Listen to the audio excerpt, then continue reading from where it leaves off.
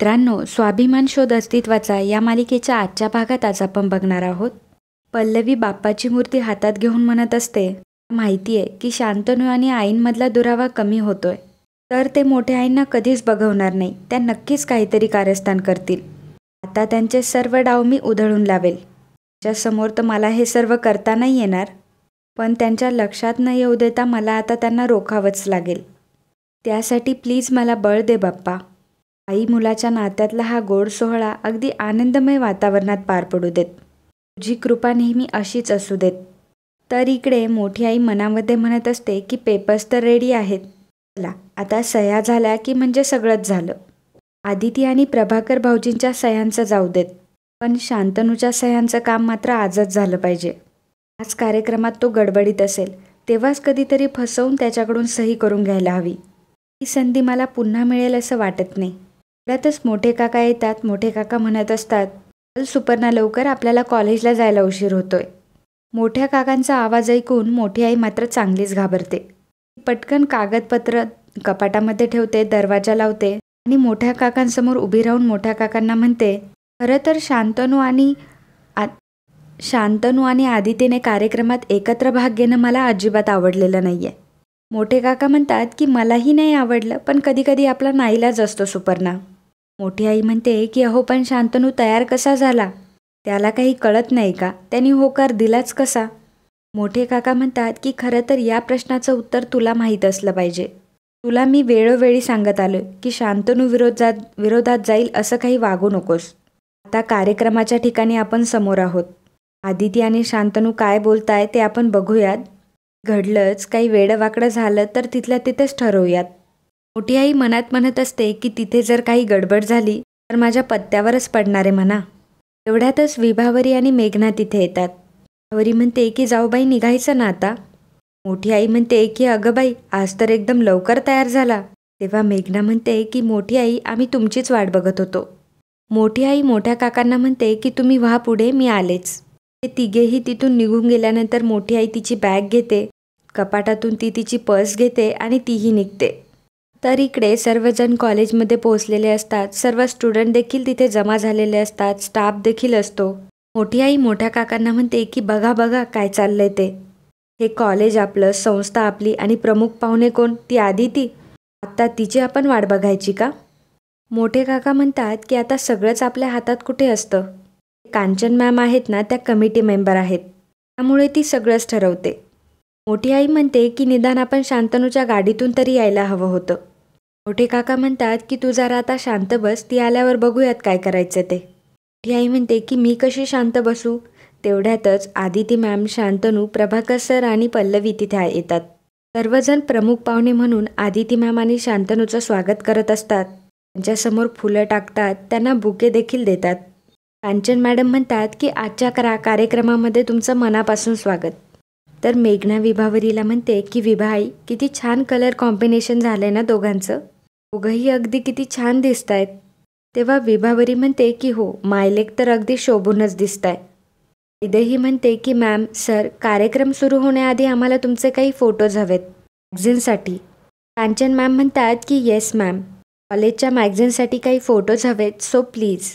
तेव्हा आदिती मॅम आणि शांतनू दोघेही शांत असतात. पल्लवी शांतनूला म्हणते की काढूयात ना फोटो. आणि मग शांतनू, आदिती मॅम, पल्लवी आणि प्रभाकर फोटो काढण्यासाठी एका रूममध्ये जातात. त्यांच्या पाठोपाठ मोठी आई देखील तिथे जाते. आदिती मॅम आणि शांतनूचे दोघंही सोबत फोटो घेतले जातात. वैदेहीच्या सांगण्याप्रमाणे आदिती मॅम आणि शांतनू फोटोज काढत असतात. वैदेही म्हणते की सर, मुलाचा आणि आईचा बॉन्ड दिसेल असेही काही फोटोज काढूयात का आपण? तेव्हा कांचन मॅम म्हणतात की अगं हो, चालेल की, तेच तर हवं आहे आपल्याला. वैदेही म्हणते की शांतनू सर, तुम्ही आदिती मॅमच्या पाठीमागे उभे राहा आणि आदिती मॅम तुम्ही जरा पुढे या. शांतनू सर, तुम्ही त्यांच्या खांद्यावर हात ठेवा ना प्लीज.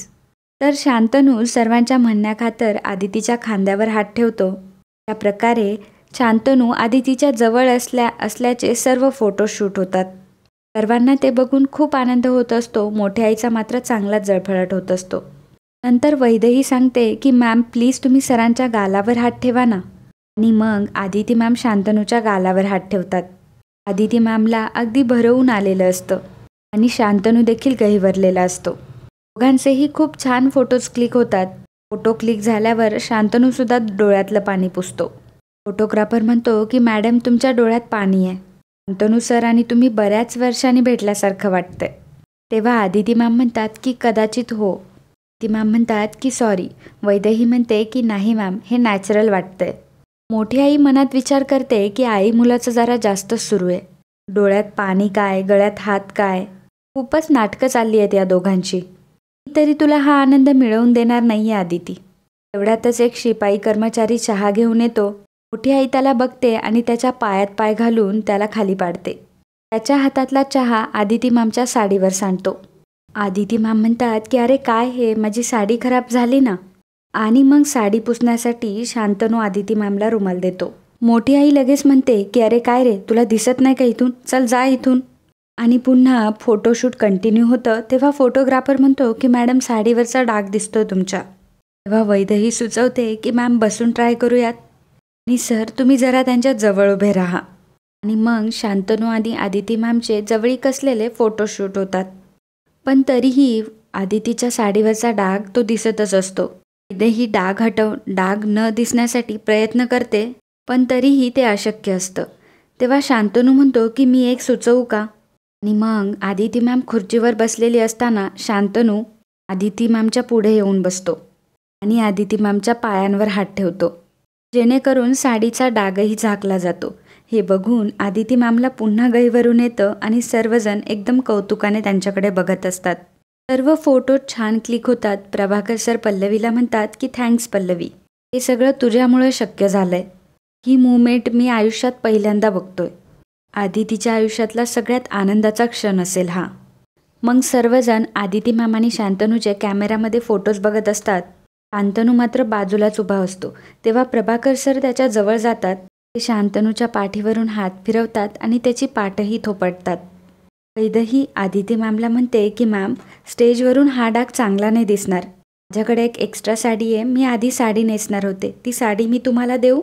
तेव्हा आदिती मॅम म्हणतात की नाही, पण मला ही साडी नाही चेंज करायची. पल्लवी म्हणते की मॅम तुम्ही नेसू शकता ती साडी, तसंही आता फोटोशूट झालंय ना. तेव्हा या सर्वांसाठी आदिती मॅम होकार देतात. वैदेही आदिती मॅमला वॉशरूममध्ये घेऊन जाते. मोठी आई देखील त्यांच्या मागोमाग आलेली असते. वैदेही पुन्हा क्लासरूममध्ये जाते आणि मग मोठी आई जाऊन दरवाजा बंद करून येते आणि मनात म्हणते की मुलाबरोबर मिरवायची खूप इच्छा आहे ना तुला, आता तू कशी मिरवतेस ते बघतेच, बस आता आतमध्येच. तर इकडे सर्वजण हॉलमध्ये बसलेले असतात. शांतनू स्टेजवर असतो. शांतनूला मात्र आदितीसोबत फोटोशूट करतानाचे क्षण आठवत असतात. कांचन मॅडम वैदेहीला म्हणतात की तुमची सर्व तयारी झाली ना. वैदेही म्हणते की हो मॅडम. कांचन मॅम विचारतात की अगं आदिती मॅम कुठे, किती वेळ झाला. वैदेही सांगते की मॅम मी त्यांना साडी दिली आहे चेंज करायला, त्या अजून आल्या नाही आहेत. कांचन मॅम म्हणतात की अजून तिकडंच आहे त्या, बरं ठीक आहे तुम्ही लवकर हे आवरून घ्या, मी शांतनू सरांना सांगून येते.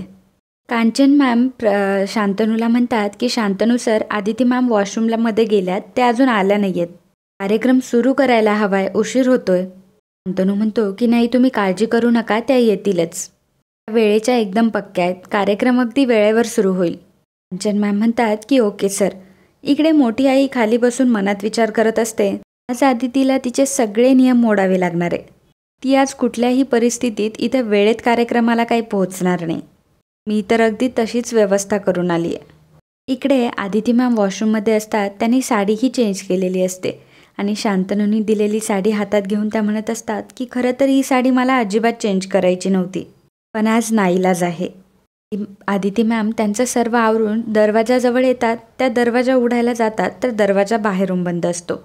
त्या विचार करतात की दरवाजा बंद कसा काय झाला. त्या खूप प्रयत्न करत असतात पण दरवाजा काय उघडत नाही. त्या बाहेरच्यांना आवाज देत असतात की अरे कोणी आहे का बाहेर, मी आतमध्ये अडकली आहे. जोराजोरात त्या सर्वांना हाका मारत असतात की मी आदिती सूर्यवंशी आतमध्ये अडकली आहे. आदिती मॅम खूप धडपड करत असतात, अगदी रडवेल्या झाल्या असतात. तर इकडे पल्लवी प्रभाकर सरांना म्हणते की सर आदिती मॅम अजून आल्या कशा नाही, बराच वेळ लागला ना.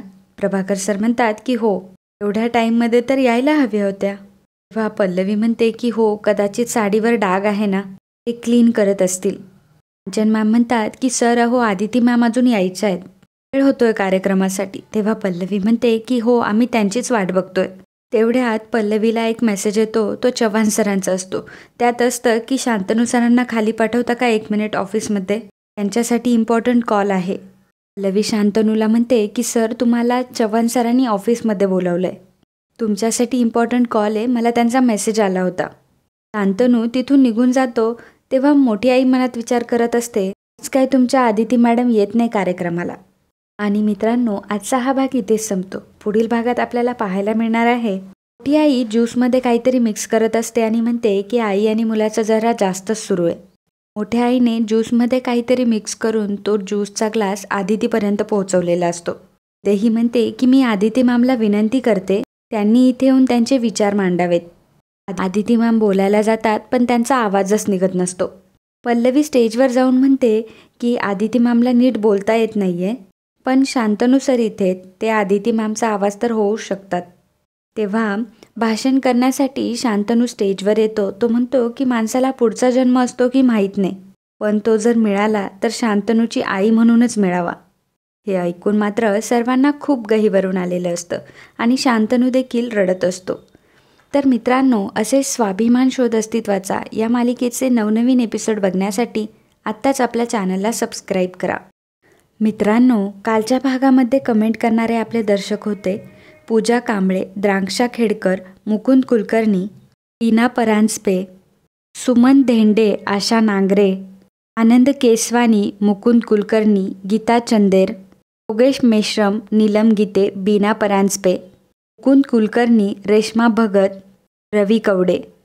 तर मित्रांनो, या सर्वांनी व्हिडिओला कमेंट करून खूप छान प्रतिसाद दिल्याबद्दल खूप खूप धन्यवाद.